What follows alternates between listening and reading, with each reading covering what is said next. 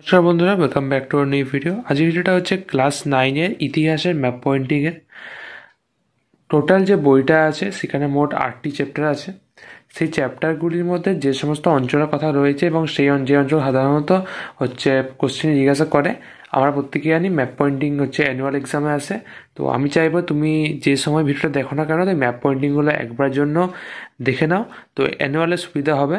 কারণ আমরা জানি যে ম্যাপ পয়েন্টিংয়ে যে নাম্বারটা থাকে মাধ্যমিক বলছি, এই 9-এ, তো 9-এ যেটা অ্যানুয়াল থাকে সেখানে সাধারণত 3 কি 4 নাম্বার থাকে। তো আমার মতে এটা দেখে নেওয়া উচিত, কারণ এটা খুবই ইজি হয় এবং খুব সহজে নাম্বার তোলা যায়, ঠিক ভূগোলের মতো। তো চলো ভিডিওটা শুরু করছি। ঠিক আছে, তোমরা পারলে প্রথমে স্ক্রিনশট করে নাও, আর স্ক্রিনশট করে পর ভিডিও থেকে বেরিয়ে যাও না, কারণ আমার কিছু গুরুত্বপূর্ণ কথা বলার আছে। ঠিক আছে, প্রথমেই দেখতে পাচ্ছ রাশিয়া রয়েছে। এবার তোমাকে কখন ডাইরেক্ট জিজ্ঞাসা করবে না যে রাশিয়ারটা বলো, তোমাকে রাশিয়ার যে রাজধানী মস্কো সেটা বলেছে। তো কোন দিকে কোনটার অবস্থান সেটা ভালো করে দেখে নাও। তুমি যদি একে এদিকে কর দাও তখন কিন্তু সমস্যা। হ্যাঁ, তুমি যদি এটাকে একটু ওপরে কর দাও তখন যিনি দেখবেন তিনি কিছু বলবেন না।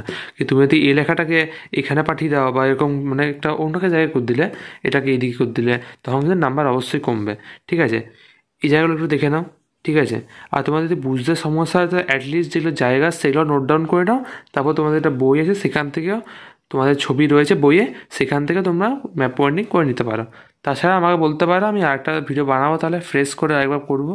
ঠিক আছে, এটা হচ্ছে আমি যেদিন পরীক্ষা দিলাম তার আগের দিন আমি বানিয়েছিলাম আর কি। ঠিক আছে, অত ক্লিন বানায়নি আর ভাবিও নি যে ভিডিও বানাবো। এটা তোমার রয়েছে তুরস্ক। ঠিক আছে, এখানে তোমার রয়েছে ওয়ার্স জায়গাটা, যেটা পোল্যান্ডের আন্ডারে পড়ছে।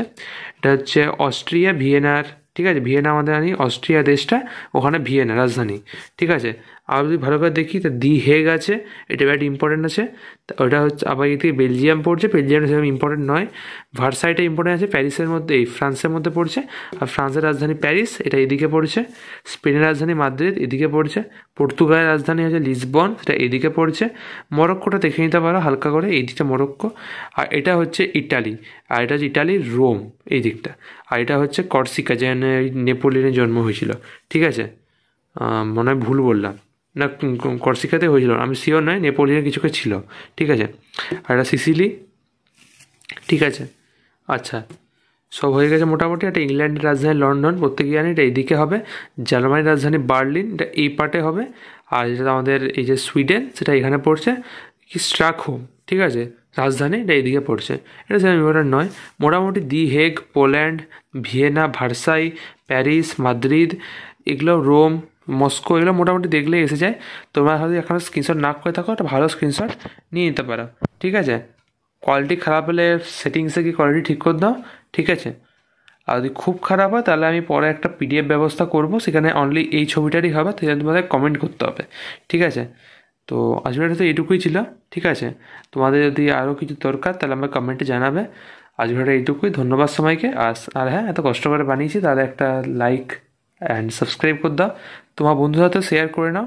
আর পারলে এখন থেকে একটা ম্যাপ পয়েন্টই কিনে নাও, খুব খুব যে 1 কি 2 টাকার হয়, তো সেখানে তোমরা এখন থেকে ম্যাপ পয়েন্টিং করে রাখো, তাহলে অ্যানুয়াল পরীক্ষার আগের রাতে দেখে নেবে, কাজে দেবে। ঠিক আছে, বা তোমরা এখনও দেখতে পারো, কোনো অসুবিধা নেই। আর অন্য আর কিছু বলার নেই। দেখা হচ্ছে অন্য কোনো ভিডিওতে। বাই।